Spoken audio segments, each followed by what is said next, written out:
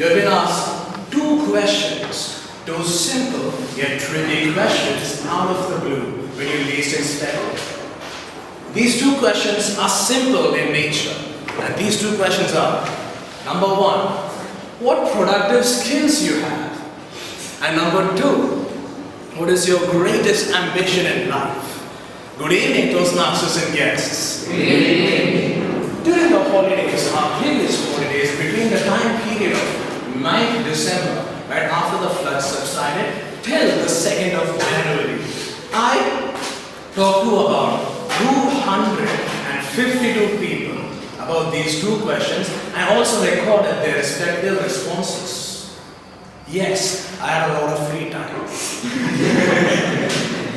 Now, what happened was, I got a wide variety of responses, but some of them were not satisfactory amongst these 250 responses, starting from my own brother and ending with Toastmaster Melvin over there.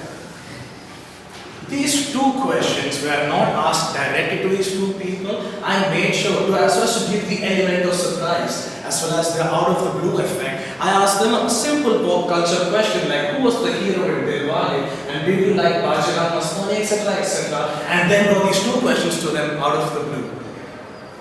I got 252 answers, and amongst these 252 answers, 230 answers made me regret my experiment. Because these answers were so cliched, mainstream, and simply nothing. Some of them gave me answers that had 10 plus R counts. I think I'm going to do something. R count, please don't do this. It's simple what they said. All they said was, I'm going to do something, somewhere, somehow, after some time. Basically, that's the crux of their answer. Some people gave me mainstream and cliche answers like, I think I'm going to do my master's, PhD, and all those stuff. Which is kind of ordinary these days and not something big. Amongst these 252 answers, 230 were not satisfactory, 21 answers were completely outlandish. So outlandish that I'm wondering whether if I was speaking to a human at all. One of those answers given by a 14-year-old was, I want to go around the world not in 80 days but 80 hours. Another answer was, I want to swim along with sharks chasing me. And one person went to the extent of saying, when I grow up, I am going to kill ISIS. And that person was just 10 years old. Wow. These 21 answers were so outlandish that I again was not very impressed with them, since most of them are not practical. However, one answer impressed me like anything. I love this answer. Why? Because this answer followed 3 criteria.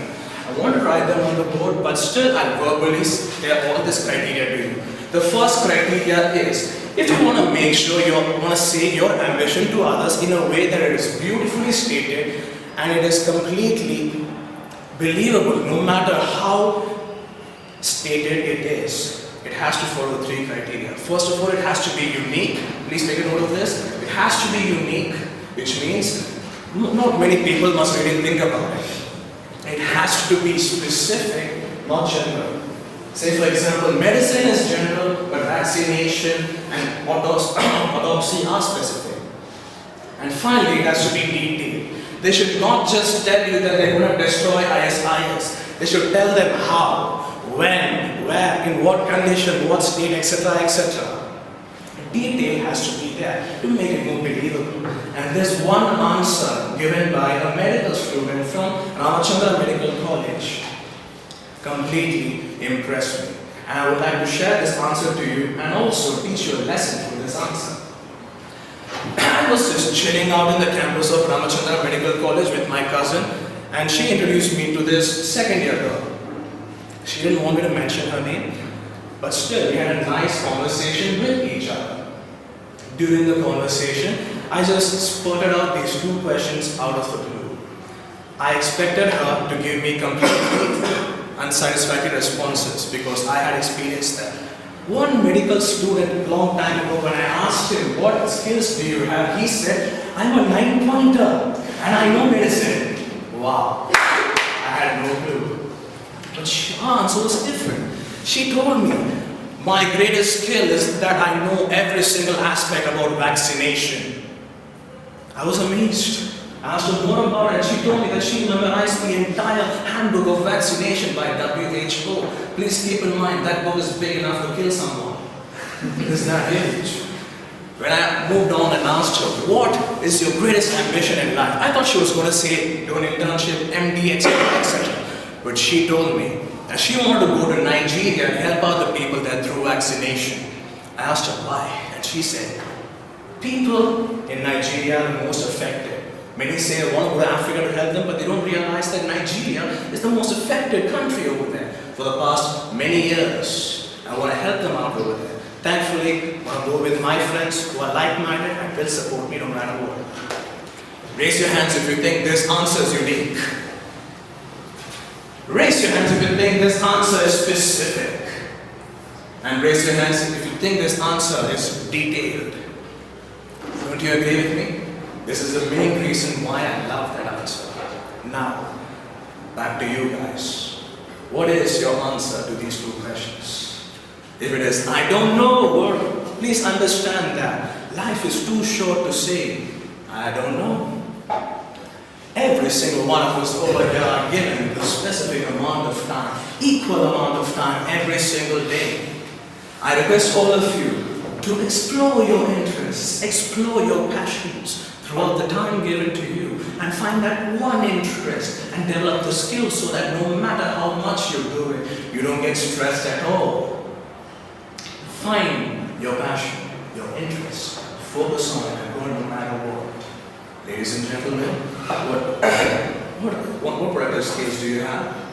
And finally, what is your greatest ambition in life? You don't have to answer me. Go out into the world and answer yourselves through action. Raise your hands if you want to do it. Back to the team, please.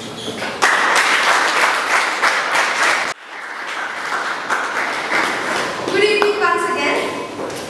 You all remember, in the morning 8 o'clock classes, most of us are sleeping. But suddenly, when the teacher asks a question, all of us are awake. Wide awake. What is the question? What would the answer be? Same strategy was used by Toastmasters. He started by telling us that there are two questions, which got us all interested in what these questions are and what is the answer to these questions.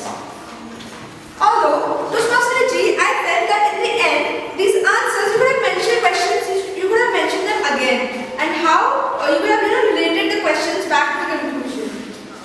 And told us why the answer to those questions is important, and how people who, with a unique, specific and detailed answer have an edge over the others. You could have done that with a few more examples of people who had a clear idea of their passion and how they accomplished their goals and how that idea helped them accomplish their goals. Nonetheless, your opinion was very well supported with specific facts and details, like 9th December to 2nd Jan, that was after the floods. Although the floods was irrelevant to the topic, but mentioning the floods could actually take us to that actual time period which he mentioned.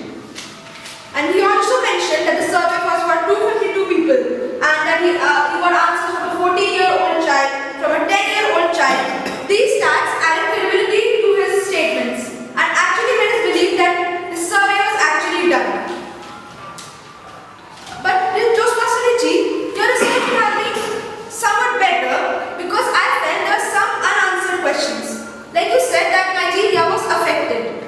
But what is Nigeria affected with? What vaccine did she want?